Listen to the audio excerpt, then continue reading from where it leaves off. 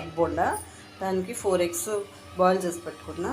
దీనికి కొద్ది మిరియాలు పొడి వేసి ఇలా చేసి పెట్టుకున్నా. వేసేస్తాము ఎగ్ బోండా. ఈవినింగ్ రెయిన్ పడుతుంది, చల్లగా పిల్లలు ఏం తినాలంటే ఎగ్ బోండా చేద్దామని.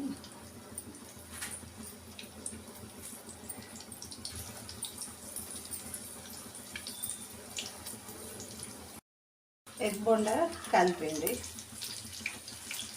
చూసారా.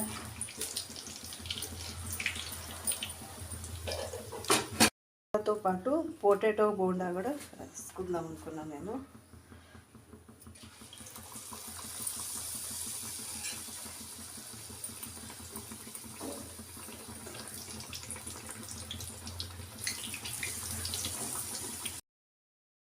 చూసారా వేడి